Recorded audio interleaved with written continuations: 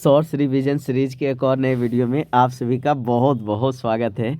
तो आज की इस वीडियो में हम लोग क्लास 10th केमिस्ट्री का जो लास्ट चैप्टर है प्राकृतिक संसाधन का प्रबंध, ये हमारा जो है बहुत ही इम्पोर्टेंट चैप्टर होता है आपको ऑब्जेक्टिव के व्यू से। तो इसका हम लोग जो टॉप VVI ऑब्जेक्टिव क्वेश्चन को देखेंगे जो कि एकदम बिल्कुल पढ़ करके मज़ा आएगा। हमेशा की तरह इस वीडियो को भी हम लोग जो कम समय में निपटाने का हर प्रयास करेंगे ताकि आप लोग जो है कम समय में ज़्यादा से ज़्यादा ऑब्जेक्टिव को रिवाइज कर सको। तो चलिए बच्चे, हम लोग जो इस वीडियो को स्टार्ट करते हैं। प्राकृतिक संसाधन क्या है, ये आपके सामने क्वेश्चन पूछा गया है। तो प्राकृतिक संसाधन क्या है, आप सभी को पता है क्या है? बोलिए बच्चे। तो ये हमारा जो है पृथ्वी पर पाए जाने वाले प्राकृतिक तत्व हैं, है ना। तो प्राकृतिक संसाधन क्या है बच्चे? तो प्रकृति में हमारा जो पृथ्वी पे पाए जाने वाले तत्व है बच्चे, है ना। चलिए अगला क्वेश्चन आप सभी के सामने है कि जल संरक्षण जो है क्यों आवश्यक है। तो जल संरक्षण क्यों आवश्यक है बच्चे? क्योंकि जल का अगर जो कोई विकल्प हमारा जो होता तब हम लोग जो हो सकता है इसको नहीं संरक्षित करते, इसका कोई विकल्प ही नहीं है ना। तो जल संरक्षण क्यों आवश्यक है? क्योंकि जल का कोई विकल्प नहीं है ना। चलिए आगे चलते हैं बच्चे आप सभी के सामने कि जल संकट का मुख्य कारण क्या है। तो जल संकट का मुख्य कारण क्या है बच्चे? तो यहाँ पे बोलेंगे कि अधिक खपत और प्रदूषण, है ना। अगर जो है आप जो है अधिक जल को गिराइएगा, खपत कीजिएगा तो आपको जो है इसका जो है बिल्कुल जो है संकट दिखेगा बच्चे। चलिए अगला आप सभी के सामने है कि संचयन किसे कहते हैं। तो वर्षा जल संचयन खास करके बोला है इसमें। तो बच्चे वर्षा जल संचयन किसे कहते हैं? वर्षा के पानी को इकट्ठा करना और भंडारण करना वर्षा जल संचयन कहलाता है। चलिए आगे चलते हैं। अगला क्वेश्चन आप सभी के सामने कि जल संरक्षण का सरल तरीका क्या है। तो जल संरक्षण का सरल तरीका क्या है मेरे दोस्त, बताइएगा जल्दी से। यहाँ पे वर्षा जल का संचयन, है ना। तो जल संरक्षण का सबसे एकदम सरल नियम क्या है? वर्षा जल का संचयन है बच्चे, है ना। चलिए अगला क्वेश्चन आप सभी के सामने कि वनों का संरक्षण जो है क्यों जरूरी है। तो वनों का संरक्षण क्यों जरूरी है मेरे दोस्त, बोलिए जल्दी से।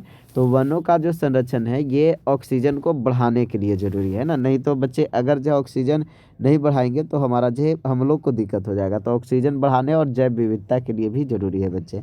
तो वनों का संरक्षण क्यों जरूरी है? ऑक्सीजन बढ़ाने और जैव विविधता के लिए ज़रूरी है। चलिए अगला क्वेश्चन है कि वनों की कटाई को रोकने के लिए कौन सी योजना है। तो वनों को कटाई को रोकने के लिए बच्चे हमारा वन संरक्षण योजना जो चलता है, तो वन संरक्षण योजना जो है बोल सकते हैं बच्चे, है ना। तो वन संरक्षण योजना हो जाएगा। चलिए अगला क्वेश्चन आप सभी के सामने कि प्राकृतिक संसाधन कौन है। तो प्राकृतिक संसाधन कौन है मेरे दोस्त, बताइए जल्दी से। जल, हवा और मिट्टी, है ना। कौन है बच्चे? जल, हवा और मिट्टी है। तो प्राकृतिक संसाधन कौन है? जल, हवा और मिट्टी है। चलिए अगला क्वेश्चन आप सभी के सामने कि प्रदूषण क्या है। तो प्रदूषण क्या है मेरे दोस्त, बताइए जल्दी से। तो प्रदूषण हमारा जो है हवा, पानी और हमारा जो है मिट्टी हमारा जो है खास करके इसमें हानिकारक तत्व हो जाएंगे, है ना। तो प्रदूषण क्या है? हवा, पानी, मिट्टी में हानिकारक तत्व है। चलिए आगे चलते हैं। अगला, मिट्टी का क्षरण जो है किस कारण से होता है। तो मिट्टी का क्षरण होने के कारण है बच्चे कि हमारा जो है वनों की कटाई ज़्यादा से ज़्यादा हो रहा है, इसलिए जो मिट्टी को बचा करके नहीं रख रहा है ना। चलिए आगे चलते हैं। अगला क्वेश्चन कि नदियों और जो है तालाबों का प्रदूषण मुख्य रूप से किससे होता है। तो नदियों और तालाबों को मुख्य रूप से अगर जो प्रदूषण की बात किया जाए तो गंदगी और हमारा जो क्या है औद्योगिक अपशिष्ट हो जाएगा, है ना। तो गंदगी और औद्योगिक अपशिष्ट यहाँ पे राइट आंसर हो जाएगा। चलिए अगला आप सभी के सामने कि जैव ईंधन किसे कहते हैं। तो जैव ईंधन हम लोग जो किसे कहते हैं मेरे दोस्त? लकड़ी और हमारा जो पौधों से बनने वाले ईंधन को, है ना। तो बच्चे लकड़ी और पेड़ पौधों से बनने वाले ईंधन को जैव ईंधन कहते हैं। चलिए अगला आप सभी के सामने कि जल संरक्षण के लिए कौन सा तरीका सही है। तो जल संरक्षण के लिए तरीका अगर देखें तो हमारा जो सबसे अच्छा तरीका है वर्षा जल का संचयन करना। चलिए तो बच्चे अब हम लोग जो आगे क्वेश्चन की ओर चलते हैं कि सतत विकास हमारा जो क्या है। तो बोलिए सतत विकास हमारा जो क्या है बच्चे, इसका अर्थ क्या है बताना है ना। तो सतत विकास का अर्थ क्या है बच्चे कि भविष्य और वर्तमान दोनों के लिए जो संसाधनों का सही उपयोग करना, है ना। चलिए बच्चे आगे चलते हैं। अगला आप सभी के सामने कि प्राकृतिक संसाधनों का सही उपयोग क्यों जरूरी है। तो प्राकृतिक संसाधनों का सही उपयोग क्यों जरूरी है बच्चे? क्योंकि संसाधन सीमित है ना। अगर इसको जो है हम लोग बचा करके नहीं रखें तो संकट आएगा। चलिए आगे चलते हैं। अगला कि नवीकरणीय संसाधन हमारा जो किसे कहते हैं। तो नवीकरणीय बच्चे जो कभी भी खत्म नहीं हो सकते, है कि नहीं। उसको नवीकरणीय बोलेंगे। चलिए आगे चलते हैं बच्चे अगला क्वेश्चन की ओर कि नवीकरणीय संसाधन का उदाहरण कौन है। तो नवीकरणीय संसाधन का उदाहरण कौन है मेरे दोस्त, बताइएगा जल्दी से। सूरज की ऊर्जा बच्चे, है ना, सूरज की ऊर्जा हमारा जो नवीकरणीय संसाधन का हमारा जो उदाहरण है। चलिए आगे चलते हैं अगला आप सभी के सामने कि अपनवीकरणीय संसाधन कौन से हैं। तो अपनवीकरणीय संसाधन जो कौन से हैं बच्चे, बताइए जल्दी से। तो कोयला और पेट्रोलियम हो जाएगा। कौन हो जाएगा, कोयला और पेट्रोलियम बच्चे। चलिए आगे चलते हैं कि जैव विविधता का संरक्षण क्यों आवश्यक है। तो जैव विविधता का संरक्षण हमारा जो क्यों आवश्यक है मेरे दोस्त, बोलिए। तो यहाँ पे प्राकृतिक हमारा जो बच्चे संतुलन बनाए रखने के लिए, है ना, प्राकृतिक संतुलन बनाए रखने के लिए जैव विविधता इम्पोर्टेंट है बच्चे। चलिए जल प्रदूषण को रोकने का तरीका क्या हो सकता है। तो बच्चे यहाँ पे सबसे बड़ा जो हमारा जो जल प्रदूषण का कारण है, जल शोधन करके हम जो इसको जो रोक सकते हैं। तो जल शोधित हमारा जो हो जाएगा तो ठीक है, नहीं तो कुछ औद्योगिक अपशिष्ट वगैरह भी कम कीजिए, है कि नहीं। चलिए वायु प्रदूषण का मुख्य कारण क्या है बच्चे। तो हमारा जो वायु प्रदूषण के अगर मुख्य कारण की बात किया जाए तो ये औद्योगिक धुआं हमारा हो जाएगा, है ना। तो औद्योगिक धुआं जो है राइट आंसर हो जाएगा। चलिए आगे चलते हैं अगला क्वेश्चन की ओर। वायु प्रदूषण से कौन सी समस्या होती है। तो वायु प्रदूषण से कौन सी समस्या होती है बच्चे, तो ओजोन परत पे क्षरण होती है। चलिए अगला क्वेश्चन आप सभी के सामने है कि जल प्रदूषण मुख्य रूप से किससे होता है। तो जल प्रदूषण जो है मुख्य रूप से किससे होता है, औद्योगिक अपशिष्ट से होता है मेरे दोस्त। चलिए आगे चलते हैं अगला आप सभी के सामने कि मिट्टी का क्षरण रोकने के लिए क्या किया जाता है। तो मिट्टी के क्षरण रोकने के लिए क्या किया जाता है बच्चे, वृक्षारोपण हमारा जो करना जरूरी है, नहीं तो भाई मिट्टी हमारा ज़्यादा से ज़्यादा कटेगा। चलिए आगे चलते हैं आप सभी के सामने कि नवीकरणीय ऊर्जा स्रोत कौन है। तो नवीकरणीय ऊर्जा स्रोत जो बच्चे सूर्य, पवन और जल हमारा नवीकरणीय ऊर्जा स्रोत हो जाएगा। चलिए आगे चलते हैं कि अपनवीकरणीय ऊर्जा स्रोत हमारा जो कौन है। तो अपनवीकरणीय ऊर्जा स्रोत बोले तो कोयला, पेट्रोलियम हमारा हो जाएगा। चलिए आगे चलते हैं अगला आपके सामने कि प्राकृतिक संसाधनों के दो मुख्य प्रकार बताइए। तो प्राकृतिक साधन का दो मुख्य प्रकार कौन से हो जाएंगे। तो बच्चे यहाँ पे हो जाएगा नवीकरणीय और अपनवीकरणीय, है ना। चलिए अगला हमारा जो क्वेश्चन की ओर चलते हैं, वन संरक्षण का मुख्य उद्देश्य क्या है। तो वन संरक्षण का मुख्य उद्देश्य क्या है मेरे दोस्त, बताइए। जैव विविधता और पर्यावरण संरक्षण। चलिए आगे चलते हैं अगला क्वेश्चन कि जैव ईंधन का उदाहरण है। तो जैव ईंधन का उदाहरण कौन है। तो बच्चे यहाँ पे लकड़ी और बायोगैस हो जाएगा। चलिए आगे चलते हैं अगला क्वेश्चन कि वर्षा जल संचयन के लाभ क्या है। तो बच्चे वर्षा जल संचयन के लाभ क्या है, जल स्तर हमारा जो है बच्चे इसमें हमारा जो है बढ़ जाता है ना। तो वर्षा जल संचयन से जल स्तर बढ़ता है। चलिए आगे चलते हैं अगला क्वेश्चन कि सतत विकास का मुख्य उद्देश्य क्या है। तो सतत विकास का अगर जो मुख्य उद्देश्य देखा जाए तो यहाँ पे प्राकृतिक संसाधनों का संरक्षण करना। चलिए आगे चलते हैं अगला आप सभी के सामने कि वनों की कटाई क्या समस्या होती है ना। तो बच्चे वनों की कटाई से क्या समस्या हो सकती है, हम लोग को मिट्टी का क्षरण होने लगेगा, है ना। तो यहाँ पे मिट्टी का क्षरण राइट आंसर हो जाएगा। चलिए अगला क्वेश्चन हमारा कि जैव विविधता का महत्व क्या है। तो जैव विविधता जो है बच्चे इसका महत्व है पारिस्थितिकी संतुलन बनाए रखना। चलिए आगे चलते हैं अगला क्वेश्चन आप सभी के सामने कि जल संचयन का मुख्य तरीका क्या है। तो जल संचयन अगर करना चाह रहे हैं तो इसको जो है मुख्य तरीका है कि वर्षा जल को संचयन कीजिए। चलिए अगला आप सभी के सामने बच्चे कि वायु प्रदूषण कम करने का तरीका क्या है। तो वायु प्रदूषण को कम करने का तरीका हमारा क्या हो जाएगा, बोलिए जल्दी से। तो यहाँ पे औद्योगिक धुआं हो जाएगा। औद्योगिक धुआं को कम करना वायु प्रदूषण कम करने के बराबर हो गया। चलिए अगला क्वेश्चन आप सभी के सामने कि मिट्टी संचरण का मुख्य तरीका क्या है। तो मिट्टी संचरण का मुख्य तरीका क्या हो जाएगा बच्चे, वन संरक्षण। क्या हो जाएगा, वन संरक्षण यहाँ पे राइट आंसर हो जाएगा। चलिए अगला क्वेश्चन आप सभी के सामने कि जल प्रदूषण रोकने के लिए क्या उपाय है।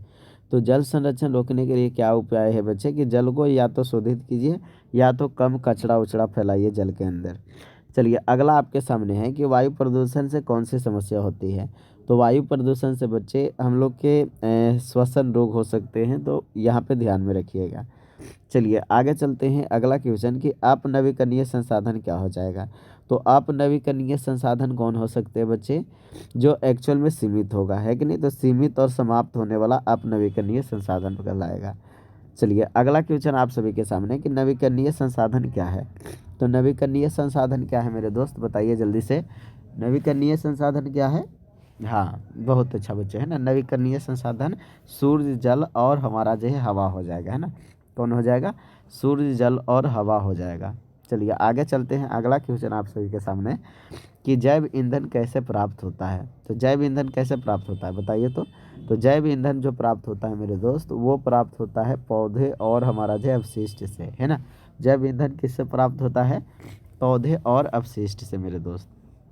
चलिए आगे चलते हैं। अगला क्वेश्चन आप सभी के सामने कि प्राकृतिक संसाधन बचाने का सबसे अच्छा तरीका क्या है। तो प्राकृतिक संसाधन को बचाने का सबसे अच्छा तरीका है उसको रिसाइकिल करके यूज करना, है ना। चलिए बच्चे आगे चलते हैं। अगला क्वेश्चन आप सभी के सामने कि जल संकट का मुख्य कारण क्या है। तो जल संकट का मुख्य कारण क्या है मेरे दोस्त, बोलिए जल्दी से। तो जल संकट का मुख्य कारण है कि भाई वर्षा का अभाव होना, है ना। वर्षा ही हमारा जब कम होगा तो भाई दिक्कत हो जाएगा। चलिए आगे चलते हैं बच्चे। अगला क्वेश्चन यहाँ पे कि सतत विकास के लिए क्या आवश्यक है। तो सतत विकास के लिए क्या आवश्यक है बताइए जल्दी से। ये हमारा जो प्राकृतिक संसाधनों का संरक्षण बच्चे।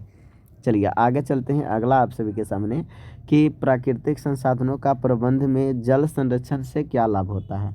तो जल को ही अगर आप बचा करके रख लिए बच्चे तो पानी की कमी कम होती है ना, पानी का ही कमी नहीं होगा। चलिए आगे चलते हैं। अगला क्वेश्चन कि जल का नवीकरणीय मुख्य रूप से होता है। तो नवीकरणीय जल का जो होता है बच्चे वो हमारा जो कैसे होता है, वर्षा से होता है। चलिए आगे चलते हैं। अगला क्वेश्चन आप सभी के सामने कि वन संरक्षण क्यों जरूरी है। तो बच्चे हमारा जो है ये जैव विविधता को बनाए रखने के लिए और जलवायु नियंत्रण के लिए, है ना। तो यहाँ पे जलवायु और हमारा जो है जैव विविधता को बनाए रखने के लिए। चलिए जैव ईंधन का लाभ क्या है बच्चे। जैव ईंधन का अगर लाभ देखा जाए तो बच्चे यहाँ पे प्रदूषण कम करना, है ना।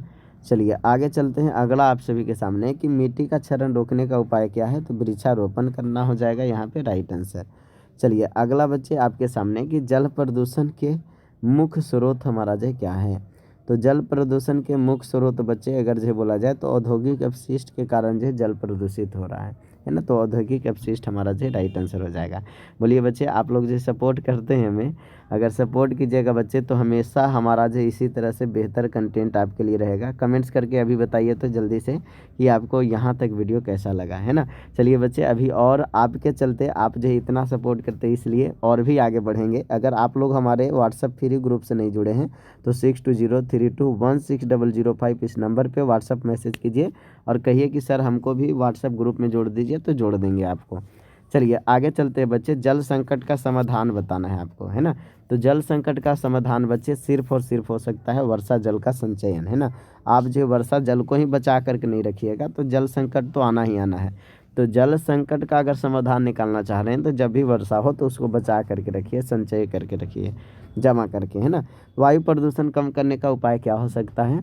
तो बच्चे वायु प्रदूषण कम करने का मतलब है कि अधिक धुआं अगर जो नहीं छोड़ेंगे तब हमारा जो ऐसा कम हमारा जो किससे हो सकता है बताइए जल्दी से। तो बच्चे वायु प्रदूषण हमारा जो अगर बोले तो औद्योगिक धुआं को कम कर देंगे तब हो जाएगा, है ना। कौन हो जाएगा बच्चे, औद्योगिक धुआं को कम करना, है ना। तो औद्योगिक धुआं को कम करेंगे तो क्या हो जाएगा, वायु प्रदूषण कम हो जाएगा। चलिए अगला आप सभी के सामने कि वन संरक्षण से क्या लाभ होता है। तो वन संरक्षण से लाभ क्या होता है मेरे दोस्त बताइए जल्दी से। तो ये हमारा जो जैव विविधता होता है ना। तो वन संरक्षण से क्या लाभ होता है, जैव विविधता। चलिए अगला क्वेश्चन आप सभी के सामने कि प्राकृतिक संसाधन सीमित क्यों हैं, है ना। तो प्राकृतिक संसाधन सीमित कौन है, क्यों है बच्चे बताइए जल्दी से। तो ये हमारा जो है अपनवीकरणीय है इसलिए, है ना। चलिए आगे चलते हैं। अगला क्वेश्चन कि सतत विकास में क्या शामिल है।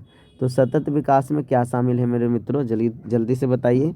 वर्तमान और भविष्य के लिए संसाधनों का उपयोग शामिल है ना।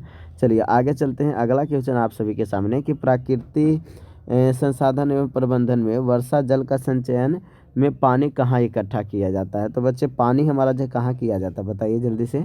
तो ये बच्चे अगर बोला जाए तो तालाब और हमारा जो कुंड में किया जाएगा, है ना। कई जगह खदान भी दे सकता है, तो आप ध्यान में रखिएगा। खदान खाद करके अगर निकालेंगे उसमें भी हो सकता है। नवीकरणीय ऊर्जा का उदाहरण क्या है। तो नवीकरणीय ऊर्जा का उदाहरण जो है सूर्य से और पवन से और जल से बढ़ के कोई नहीं हो सकता, है ना। तो यहाँ पे सूर्य, पवन और जल हो जाएगा। चलिए अगला क्वेश्चन आप सभी के सामने कि अपनवीकरणीय ऊर्जा का उदाहरण कौन है। अपनवीकरणीय का मतलब नया, है ना। तो बच्चे ये हमारा जो कौन है, कोयला, पेट्रोलियम, है ना। कोयला और पेट्रोलियम जो है राइट आंसर हो जाएगा। चलिए अगला क्वेश्चन आप सभी के सामने कि प्राकृतिक संसाधनों का संरक्षण क्यों जरूरी है। तो प्राकृतिक संसाधनों का संरक्षण क्यों जरूरी है बच्चे, सीमित संसाधन होने के कारण जो है आपको संरक्षण करना ही पड़ेगा। चलिए अगला क्वेश्चन आप सभी के सामने कि जैव विविधता के नुकसान से क्या प्रभावित होता है ना। तो जैव विविधता के नुकसान से क्या प्रभावित हो सकता है मेरे दोस्त, तो पर्यावरण का संतुलन, है ना। तो पर्यावरण संतुलन हमारा जो है इसमें जो है दिक्कत में खतरे में पड़ सकता है। चलिए जल शोधन का उद्देश्य क्या है बच्चे, तो हमारा जो जल शोधन का जो मुख्य उद्देश्य है वो पानी को साफ रखना बच्चे, है ना, पानी साफ करना, है ना। चलिए आगे चलते हैं अगला आपके सामने कि प्राकृतिक संसाधन बचाने का सबसे सरल तरीका क्या है। तो बच्चे ये पुनर्चक्रण करना, है ना। अगर आप जो रिसाइकिल कर देंगे कोई चीज़ों को तो हमारा जो ये प्राकृतिक संसाधन जो बच सकते हैं। चलिए आगे चलते हैं, सतत विकास का उद्देश्य क्या है। तो सतत विकास का उद्देश्य क्या है मेरे मित्रों, बोलिए। तो यहाँ पे हमारा जो है संसाधनों का संरक्षण करना, है ना। चलिए आगे चलते हैं अगला क्वेश्चन आप सभी के सामने कि वनों की के संरक्षण से क्या लाभ होता है ना। तो वनों के संरक्षण से क्या लाभ होता है मेरे मित्र, बोलिए जल्दी से। तो वनों के संरक्षण से जो लाभ होता है मिट्टी का संरक्षण हो जाता है। चलिए आगे चलते हैं अगला आप सभी के सामने कि जल संकट का मुख्य कारण क्या है बच्चे।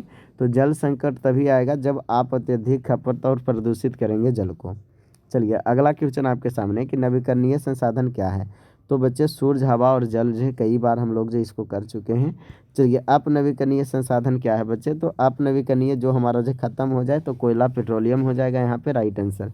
चलिए आगे चलते हैं अगला आप सभी के सामने कि जल संरक्षण के उपाय क्या है। तो वर्षा जल को हम लोग जो संचयित करके रखेंगे तब हमारा जो ये काम हो पाएगा। तो यहाँ पे वर्षा जल का संचयन करना। चलिए आगे चलते हैं, मिट्टी संरक्षण के लिए क्या किया जाता है बच्चे। तो वृक्षारोपण ज़्यादा से ज़्यादा कीजिएगा तो मिट्टी संरक्षित रहेगा बच्चे। चलिए आगे चलते हैं, जल प्रदूषण को रोकने का तरीका क्या है। जल को शोधित करके हम लोग जो है इसको रोक सकते हैं, तो जल शोधन बोल सकते हैं। चलिए आगे चलते हैं, वायु प्रदूषण के उपाय क्या हो सकते हैं। तो वायु प्रदूषण के उपाय क्या हो सकते हैं मेरे लाडलों, है ना। तो औद्योगिक धुआं को कम करना। चलिए आगे चलते हैं अगला क्वेश्चन आप सभी के सामने कि जैव ईंधन का उदाहरण कौन है। तो जैव ईंधन का उदाहरण कौन है बच्चे, लकड़ी और बायोगैस यहाँ पे राइट आंसर हो जाएगा। क्या हो जाएगा, लकड़ी और बायोगैस हो जाएगा मित्रों, है ना। चलिए अगला क्वेश्चन आप सभी के सामने कि सतत विकास का अर्थ क्या है। तो सतत विकास का अर्थ क्या है मित्रों, बताइए जल्दी से। तो हमारा जो है यहाँ पे सतत विकास का अर्थ हो जाएगा संसाधनों का संरक्षण वर्तमान और भविष्य के लिए, है ना। चलिए बच्चे तो हमारा जो आंसर हो जाएगा वर्तमान और भविष्य के लिए हमारा जो संसाधनों का संरक्षण करना। चलिए बच्चे, प्राकृतिक संसाधन सीमित क्यों है, इसके पीछे रीज़न है कि ये हमारा जो अपनवीकरणीय होता है, यही हमारा जो इसका एक सबसे बड़ा रीज़न है ना। चलिए बच्चे आगे चलते हैं अगला क्वेश्चन की ओर। अगला क्वेश्चन आपके सामने है कि प्राकृतिक संसाधनों का प्रबंधन क्यों आवश्यक है। तो बच्चे पर्यावरण के संतुलन बनाए रखने के लिए ये ज़रूरी है, नहीं तो गड़बड़ा जाएगा तो बहुत दिक्कत होगा। तो चलिए बच्चे जल्दी से कमेंट्स करिए जा कर के कि आपको ये वीडियो कैसा लगा। चैनल पे पहली बार आए होंगे तो चैनल को सब्सक्राइब कर लीजिएगा, बाकी बोलने की ज़रूरत नहीं है आपको, है ना। चलिए बच्चे मिलते हैं अगले वीडियो में अगले नए अंदाज के साथ, तब तक के लिए बाय बाय।